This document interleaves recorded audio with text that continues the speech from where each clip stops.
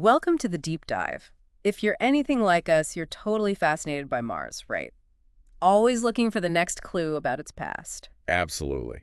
And today, we're diving into a really neat piece of that puzzle, a discovery on the red planet that's helping solve a long-standing mystery. We're talking about Siderite. That's an iron carbonate found by NASA's Curiosity rover found down in Gale Crater. Exactly.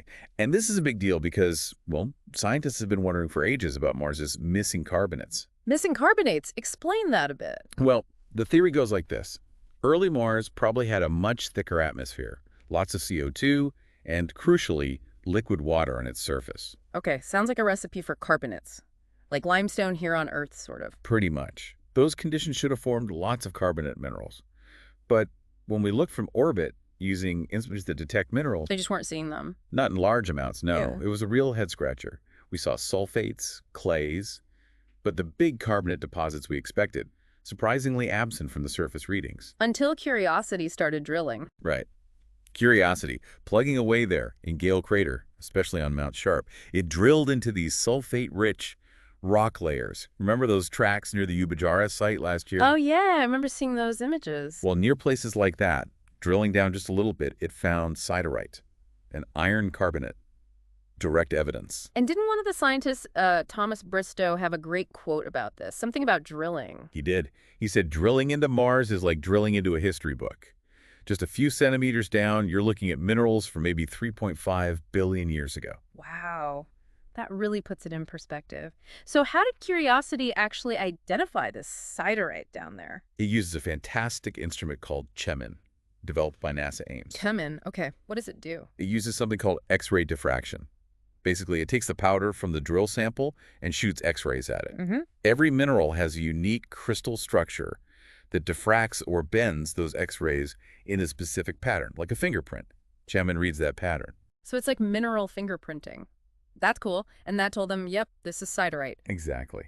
And then scientists back at Johnson Space Center do even more detailed analysis on that data. Okay, so the big question, why find it underground when we couldn't see it from orbit? Well, that's the key insight here. It strongly suggests these carbonates might be, hidden or masked, Mm-hmm. covered up by dust or perhaps mixed within those sulfate layers we do see from orbit. Ah, so the orbital scans looking at the very top surface just couldn't peek through that layer. That seems the most likely explanation for why they were so hard to spot before. The signal was just getting drowned out or blocked. So does this mean we found all the missing CO2 needed for that early, warm, wet Mars? Is the case closed? Not quite. It's a Yeah. really important find, definitely. But even if these subsurface carbonates are fairly common in these sulfate layers, Yeah. the amount might still not be enough carbon dioxide locked away to explain a continuously warm and wet ancient Mars all on its own. Huh. So where did the rest of the carbon go? That's the next big question. Is it locked up in other kinds of deposits we haven't found yet? Or did a significant amount of Mars's early atmosphere actually just get lost to space over billions of years? So more digging, basically. Metaphorically and literally. Pretty much. Future missions, or maybe even Curiosity exploring other similar areas, could tell us if this siderite is widespread. It really changes how we interpret the surface geology.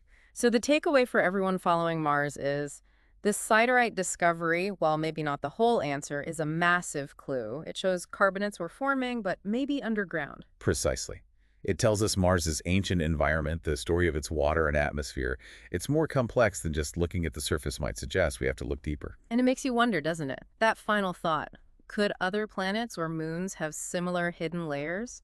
Records of past environments just waiting beneath the surface? Absolutely. It reminds us that planetary surfaces can be deceiving. There could be whole histories buried just out of sight. Definitely gives you a new way to think about exploring these worlds. Thanks for digging into this with us today.